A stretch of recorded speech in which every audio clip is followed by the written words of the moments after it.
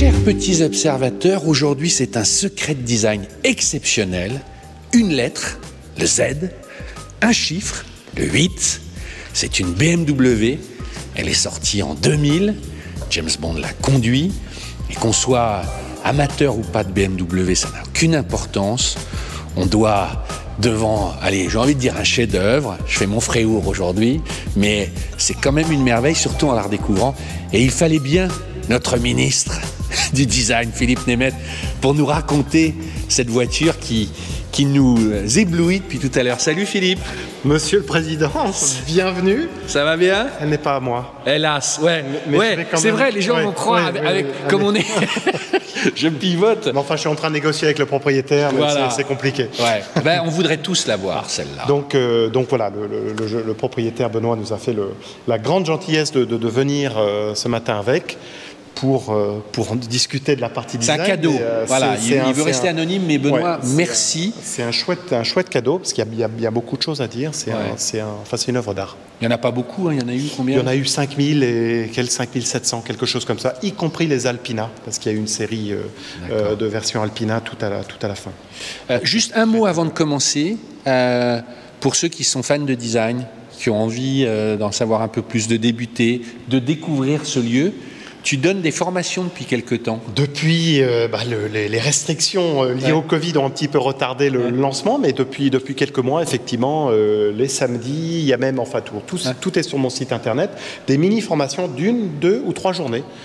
Ou 3 jours de dessin. Donc on découvre le design, on peut prendre une deuxième journée pour apprendre les grandes bases du dessin et même la maquette. Donc, avec Philippe Nemeth himself. Avec moi-même. Voilà, au milieu de tes voitures. Au milieu de mes voitures, Philippe Nemeth Consulting ou phnemethconsulting.com. Voilà. Mais vous me trouverez facilement. Ça marche. Abonnez-vous à PO. Oui, c'est vrai qu'on fait la... Depuis avant, j'ai envie de le dire. Ouais. Donc, vous allez vous abonner et vous allez voir ensuite le site. Juste, l'abonnement, c'est important parce que vous découvrirez 4000 vidéos. Voilà. Philippe, par quoi tu as envie de commencer? Moi, bêtement, j'ai commencé par James Bond parce qu'il a roulé avec, mais c'est pas que ça, loin de là. Comment elle naît? Oh, c'est une longue histoire. Elle est née, en fait, c'est un hommage à la BMW 507 des années 50, 56 par là. Donc c'est un pari du board, une idée du comité de direction de BMW qui était sur la Côte d'Azur un été des années 90, de dire chiche, on va faire un concept car.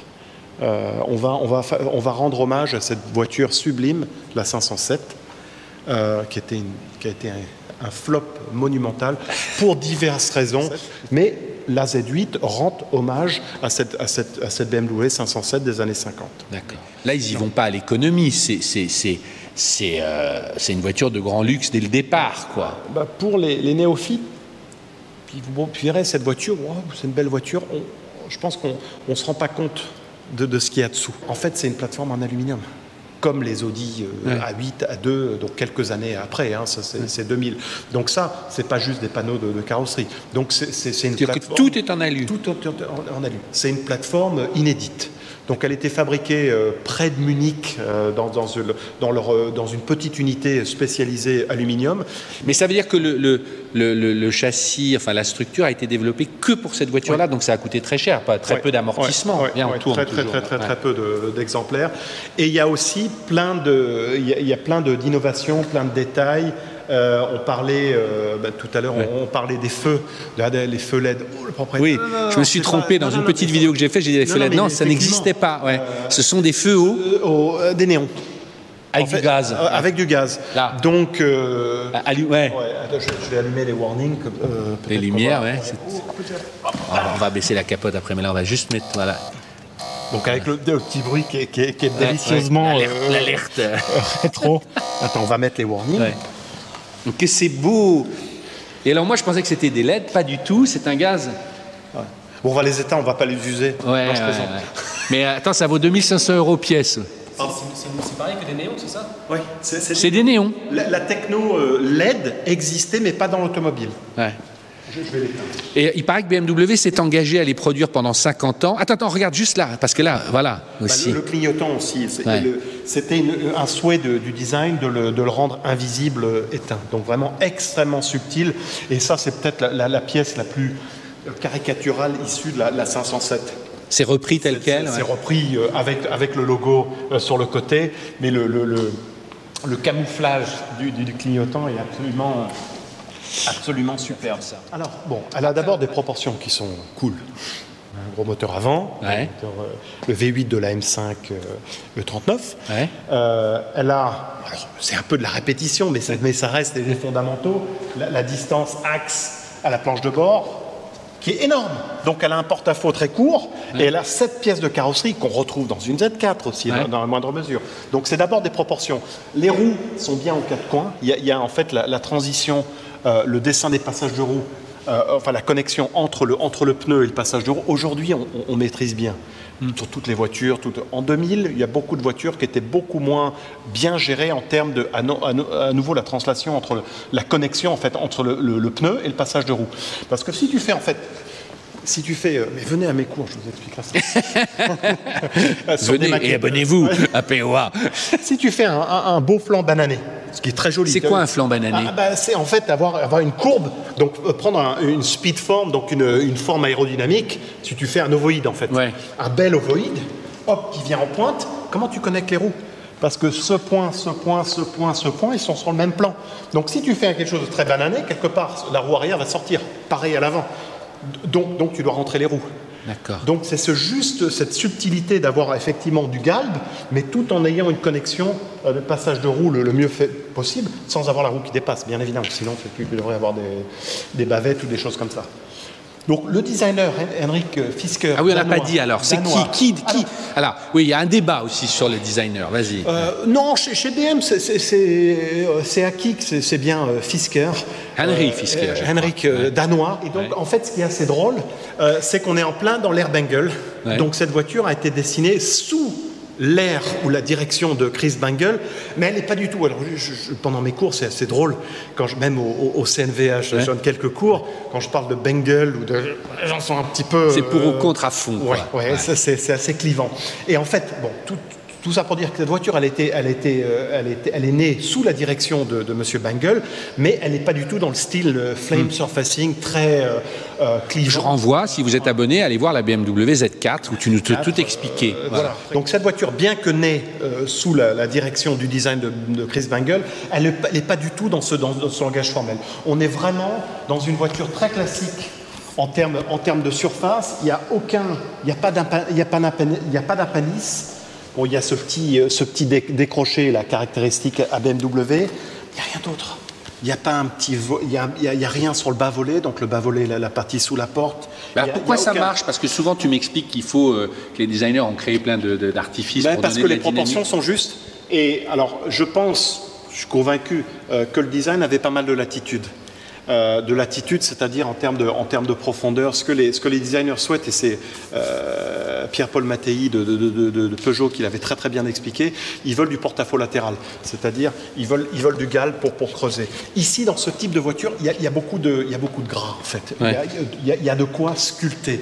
Ouais. Dans une voiture type 308 ou type Clio, il y a beaucoup moins de place pour sculpter. Ici, le cahier des charges, dans la mesure où c'est pratiquement des voitures fabriquées à la main et la plateforme a été développée spécifiquement, il y a plus de latitude. Donc on peut élargir un petit peu, on peut donner un peu de galbe, on peut un petit peu modeler. Donc il y a vraiment une grande pureté. À nouveau, je l'explique souvent, ce qu'on lit, ce sont les reflets. Là, on le voit bien avec les vitres qui se reflètent. Donc on a une pureté, on le voit effectivement comme un seul volume.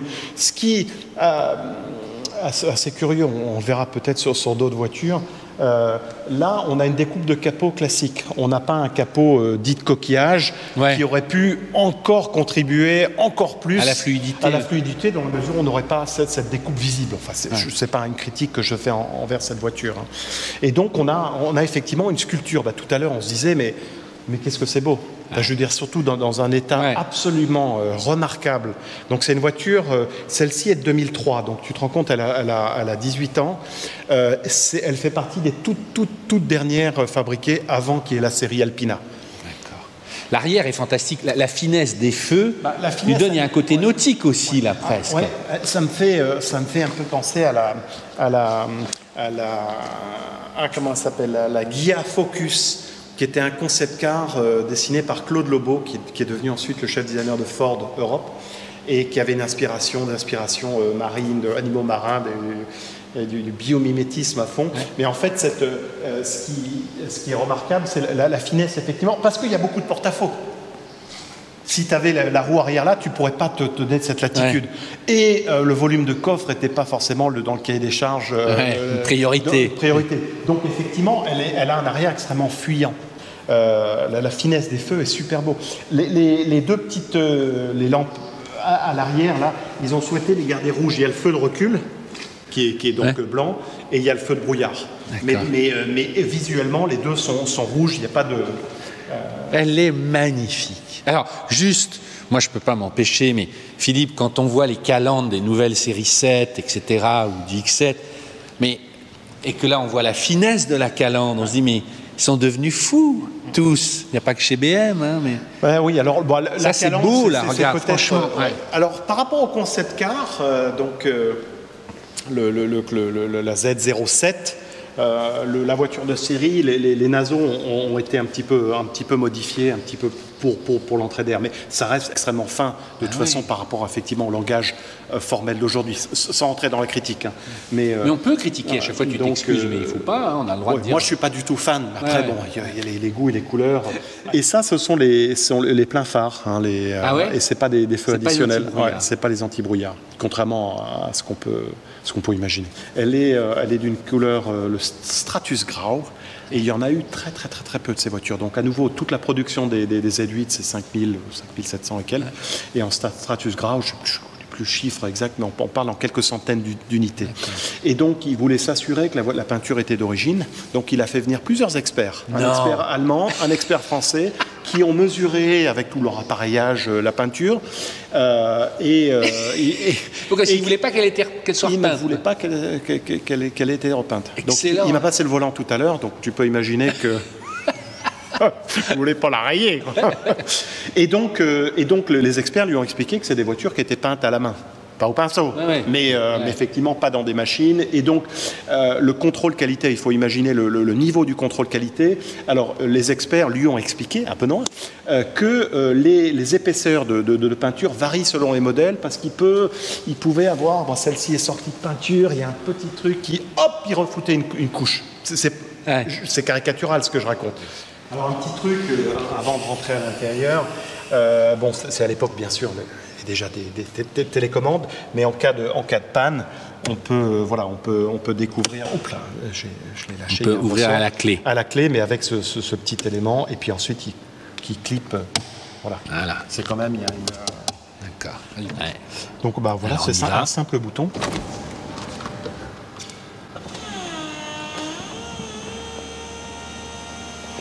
C'est toujours magique, moi. C'est toujours...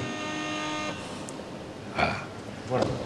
Il n'y a pas de couvre-capote, d'ailleurs. C'est étonnant. Si. Mais qui se rajoute après le bon propriétaire. D'accord. Alors, toutes les Z8 venaient avec un hardtop. Ah ouais. Donc, ce n'était pas une option comme on pouvait avoir sur d'autres voitures. Toutes venaient avec un hardtop. Et même, il me semble, le propriétaire pourrait me le confirmer, avec la housse et le petit chariot. Alors, on reprend l'histoire du design. Ce qui saute aux yeux, c'est que l'intérieur aussi est formidablement dessiné dans un esprit rétro-moderne. Le volant. Effectivement, les compteurs qui sont au centre, mais on pourrait dire, ces gens de BM, ils sont malins, les Allemands, pour volant à droite et volant à gauche, comme ça on économise. Pas du tout, parce que les compteurs sont tout de même tournés vers le conducteur, qu'on ne voit pas forcément sur des photos, mais quand on se... Ah oui, on voit très bien. On voit très bien, effectivement, en réalité. Alors, c'est peut-être, je commence par du détail, mais bon, peu importe. Ce qui est sans doute le plus remarquable, c'est qu'il n'y a pas, tu vois, souvent je te parle de carry-over. Carry-over, c'est de prendre des composants, et BM a fait ça notamment avec les Z3, c'est-à-dire prendre des composants de suspension, des moteurs, etc. Le moteur, là, il a été pris d'une autre voiture, mais par contre, en termes de... Il y a peut-être le levier de vitesse, mais j'en jurerai pas. Tous les autres commodos sont spécifiques. Ce qui est très rigolo, tu vois, tu n'as pas le bouton pour la vitre passager. En fait, tu as le petit switch, là, qui va pour le rétro. Droite, gauche, mais en fait, il sert aussi pour la vitre. Donc, si tu coulisses le petit bouton là, tu vas ouvrir. Et c'est génial parce que du coup, esthétiquement, tu n'as qu'un seul bouton. Voilà. Ouais. Et puis je mets l'autre côté. Ah, voilà. Et voilà. Et donc, tu n'as qu'un seul bouton. Ce qui est quand même drôle. Et donc, tu vois, tous les Komodo sont spécifiques. Le volant, écoute. C'est super. Non, mais ça, c'est franchement... C'est absolument magnifique. Mais à nouveau... Que c'est beau. Non, mais ça, c'est hyper rare. C'est de l'alu, tu crois oui, il y a pas mal d'alus massifs. Regarde la taille de ce petit bouton, c'est drôle. Hein. C'est pas du tout repris sur... et tu vois, il n'y a pas de marquage, il n'y a pas de fléchage. Tout est super, super bien fait. Bon, là, tu as juste le... Il y avait GPS. Ah ouais. Il y a un GPS, donc Benoît m'expliquait qu'il y a le DVD, etc. Donc il n'y a pas une carte, mais il y a les indications quand même, avec les flèches, tourner à droite, machin. D'accord.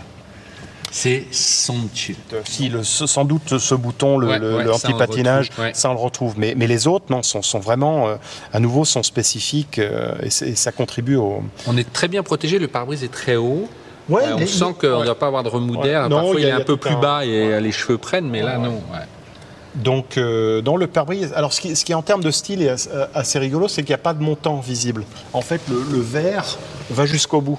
Tu vois, de l'extérieur, je parle de l'extérieur. Il n'y a pas de montant visible. Habituellement, soit tu as un montant, ce qu'on appelle le montant A, que tu peins couleur caisse, ou tu le peins, enfin tu le laisses noir comme sur une Mini ou sur un Range Rover. Mais là, en fait, c'est le vert qui va jusqu'au bout. Et c'est très très beau de l'extérieur. Je pense qu'on le verra sur la vidéo. Les compteurs. Alors, ça, j'avais pas vu. C'est juste pour avoir l'air en haut, sur le côté. Même ça, c'est extrêmement. C'est super fin, super bien fait.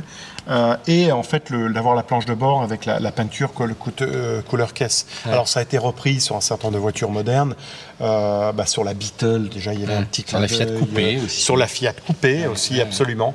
Et donc, ça aussi, ça contribue le fait que sur d'anciennes voitures, c'était souvent, enfin, sur la Beetle, c'était de la tôle extérieure. Là, évidemment, non. Mais c'est des petits clins d'œil. Le fait de ne pas avoir, en fait, la modernité est bien planquée. Quand on la voit, on se dit c'est pas tous les jours qu'il y a cette liberté et cette chance de pouvoir faire une voiture de cette classe. Que ça soit pour les designers. Alors on parlait de Fisker. Fisker ensuite est passé chez Aston Martin. Il a collaboré, contribué au développement de la DB9 qui a remplacé la DB7. Donc on parle des début des années 2000 et la Vantage qui est une des voitures les plus jolies en termes de silhouette. Alors, qui l'a dessinée complètement, je ne sais pas. Et ensuite Henrik Fisker a ouvert sa propre société automobile en Californie. On l'a oublié, mais avant Tesla, il proposait une voiture électrique qui n'a pas prise, parce qu'il n'y avait pas le réseau qui allait avec, il n'y avait pas le... Mais à un moment, on en parlait beaucoup, c'était la Fisker Karma. On nous l'a proposé, qui est assez jolie d'ailleurs. Alors, je trouve la languette directement. Ça c'est beau. Je n'ai pas répété en plus. Ah ouais, mais même là, mais qu'elle est belle son auto. Waouh. Les petites lumières aussi là. Ouais, j'imagine qu'il faut mettre les feux. Ouais, peut-être. Ouais. Mais vas-y, là aussi, mais c'est immaculé, Benoît, si tu nous entends. Mais... Donc, Benoît m'expliquait, en fait, cette barre anti-rapprochement, c'est quelque chose qui a été rajouté après. C'est pas que les voitures avaient un problème un défaut. Tu veux dire par BMW ou par le... Non, enfin, par le réseau.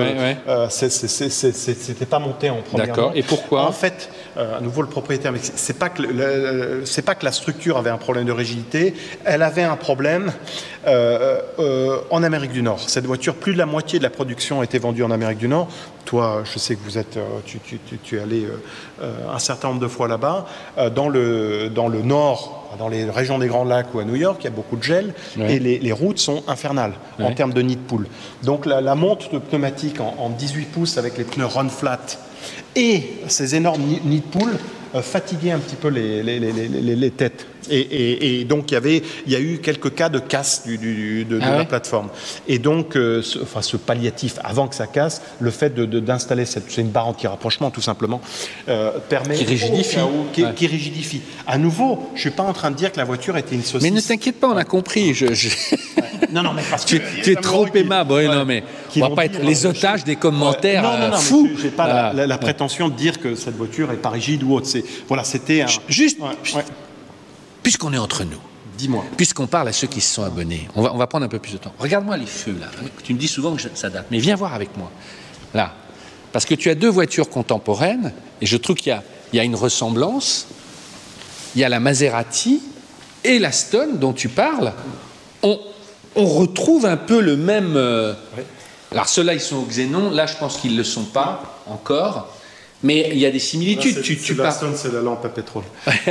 Non, mais tu parlais, il y a des similitudes. On est dans ces gros GT sportifs très sensuels. On retrouve un peu, on est d'accord. Là, moi, je retrouve un peu de la Z8, un peu. Enfin, on est d'accord. Il y a des similitudes. Absolument. Alors, les feux carénés avec le sous-verrier, ça se faisait énormément dans les années 50 et surtout 60. Et ensuite, les Américains l'ont interdit avec leur fameux, leur norme du choc de 5 miles. Ouais. Et donc, c'est pour ça que les types E dans les années 60 perdent effectivement les lentilles. Ouais. Et donc, ou même une SM. Ouais. Donc elle n'avait pas le droit. Pour des raisons légales. Et donc, c'est effectivement de début des années 2000, c'est un retour, alors xénon ou pas. Ouais, non, mais qui donne ce regard. On va retourner la voir, mais qui donne ce regard. Les DB7, on l'a fait en secret design. Hein. Et là, tu dis que c'est les proportions, etc. Mais il y a des rondeurs aussi. Oui, tout à l'heure, il y a eu un peu de pluie, donc j'ai pris une belle microfibre toute neuve, et puis j'ai enlevé un petit peu le. Regardez si elle était neuve, hein, parce qu'il n'y a pas d'enfiler une. Voilà, et effectivement, c'est un travail de sculpture, et là, on revient au travail fondamental du designer. Il y a une partie, parce que la partie stylistique est parfois un petit peu le style, non mais demain et aujourd'hui il faut parler de mobilité. Certes, mobilité avec toute l'interaction, avec toute l'interaction, tout ce qu'il faut. Mais une jolie voiture, c'est une voiture qui est sculptée. D'où l'utilisation de l'argile ou la clay. Tu veux dire celle-là, c'est sûr qu'elle a été faite à la clay? Toutes. De toute façon, même les voitures modernes, on en tire un moule, on en tire un exemplaire en polystyrène, mais ensuite on vient, même si l'informatique fait 90% dessus, il va y avoir des retouches, et des jolies voitures intemporelles. On parlait de DB7, on parle de cette voiture, on parle d'une DB9, c'est des voitures qui sont sculptées, elles sont justes. Donc c'est le V8 de la M5 E39. D'accord.